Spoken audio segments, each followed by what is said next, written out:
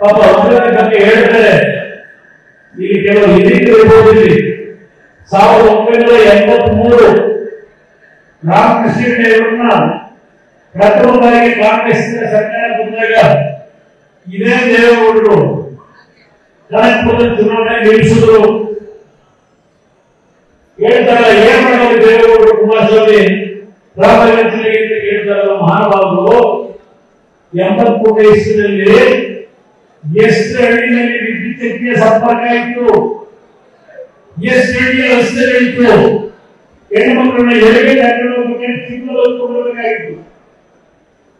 ಆ ಪರಿಸ್ಥಿತಿ ಕನಕಪುರದಲ್ಲಿ ವಿದ್ಯುತ್ ಶಕ್ತಿ ಕಂಬ ಎಳೆಸಿದಾಗ ಎಲೆಕ್ಷನ್ ಕಮಿಷನ್ ನೋಟಿಸ್ ಕೊಡ್ತಾರೆ ಅಂತ ಹೇಳಿ ಚನ್ನಪಟ್ಟಿ ಕಂಬ ಎಲ್ಲ ದೇವೇಗೌಡರು ಇಲ್ಲಿ ಕಳಿಸಿದ್ರು ವಿದ್ಯುತ್ ಶಕ್ತಿಯ ಸಂಪರ್ಕಕ್ಕೆ.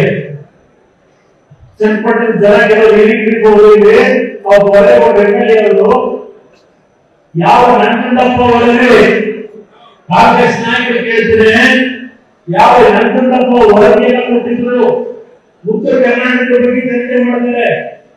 ಉತ್ತರ ಕರ್ನಾಟಕದ ಬಗ್ಗೆ ಅಭಿವೃದ್ಧಿ ಆಗಿದೆ ಅಂತ ಹೇಳಿ ಬೆಂಗಳೂರು ನಗರಕ್ಕೆ 50 ಕಿಲೋಮೀಟರ್ ವಿಧಾನಸಭೆ ಜಾರಿ ಮಾಡಿದ್ದಾರೆ. ಕನಕಪುರ ರಾಮನಗರ ಚನ್ನಪಟ್ಟಿಗೆ 93ನೇ ಒಂದು ವರದಿ 2004 ಕೊಟ್ಟಿದ್ರಲ್ಲ, SM ಕೃಷ್ಣ ಅವರಾಗಿ ನಂಜುಂಡಪ್ಪ ವರದಿ. ಆ ವರದಿನಲ್ಲಿ ಇದೇ ಕನಕಪುರ ನಮ್ಮ ರಾಜ್ಯದ ತಾಲೂಕುಗಳಿದ್ದಾರೆ 173ನೇ ಸ್ಥಾನದಲ್ಲಿದ್ದಂತ ಕನಕಪುರ 173ನೇ ಸ್ಥಾನದಲ್ಲಿ ಬರ್ತದಲ್ಲಿ. ರಾಮನಗರ ಯಾವ ಸ್ಥಾನದಲ್ಲಿತ್ತು, ಮಾಗಡಿ ಯಾವ ಸ್ಥಾನದಲ್ಲಿತ್ತು. ಇದಕ್ಕೆ ಈ ಜಿಲ್ಲೆಯ ಅಭಿವೃದ್ಧಿಗೆ ಯಾರಿಂದ ಕೊಡುಗೆ ಎಷ್ಟಾಗಿದೆ ಅಂತಕ್ಕಂಥದ್ದನ್ನ ನಾವು ಜಾಗ್ರತೆ ಹೊಡೆದಿಲ್ಲ. ನಮ್ಮ ಕರ್ತವ್ಯ ನಿರ್ವಹಿಸಿದ್ದೇವೆ. ಬರೀ ರಾಮನಗರ ಜಿಲ್ಲೆಯಷ್ಟೇ ಅಲ್ಲ, ಇಡೀ ರಾಜ್ಯದ ಶಿಕ್ಷಣ ಕ್ಷೇತ್ರಕ್ಕೆ ಯಾವ ರೀತಿ ಕೆಲಸ ಮಾಡಿದ್ದೇವೆ. ನಿನ್ನೆ ದಿನ ನಿಮ್ಮ ಲೋಕಾಯುಕ್ತ ಉಪಲೋಕಾಯುಕ್ತ KC ಜನರಲ್ ಆಸ್ಪತ್ರೆ ಹೋಗಿದ್ದಾರೆ.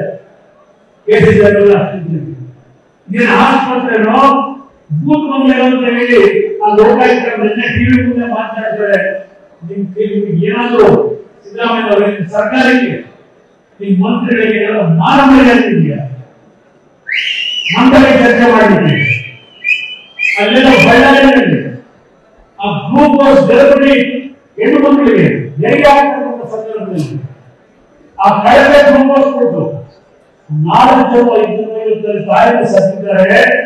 ಯಾವಾಗಲೂ ಒಬ್ಬ ಮುಖ್ಯಮಂತ್ರಿಗಳನ್ನು ಒಳಗೊಂಡಂತೆ ಯಾರು ದೊರೆಯಿಲ್ಲ ಅಪರಾಧದ ಪರವಾಗಿ ನೀವು ನಮಗೆ ನನ್ನ ಪಕ್ಷದ ಬಗ್ಗೆ ಚರ್ಚೆ ಮಾಡ್ತೀರಾ. ಬಹಳ ಜನರಿಗೆ ಇನ್ನು ಏನು ಕುಮಾರಸ್ವಾಮಿ ಹೇಳಿದ ರೀತಿಯಲ್ಲಿ ಒಂದು ಚುನಾವಣೆಗೆ ಈಗಾಗಲೇ ಬಹುಶಃ ಅಶೋಕ್ ಹೇಳಿದ ಮೊನ್ನೆ 2008 2013 ಇದೇ ಬಿಜೆಪಿ ಪಕ್ಷದಲ್ಲಿ 20 ಚುನಾವಣೆ ಉಪಚುನಾವಣೆ 5 ವರ್ಷ ಸರ್ಕಾರ ಮಾಡಿದ್ರು. 13ಕ್ಕೆ ಏನಾಯಿತು? ಇದೇ ಸಿದ್ದರಾಮಯ್ಯ ಮುಖ್ಯಮಂತ್ರಿಯಾಗಿ 18ಕ್ಕೆ ನಮಗೆ 8 ಜನ ಕರ್ಕೊಂಡು ಹೋಗಿದ್ದಲ್ಲ 130 ಸ್ಥಾನದಲ್ಲಿ ಎಲ್ಲಿಗೆ ಬಂದಿದ್ದೀರಿ.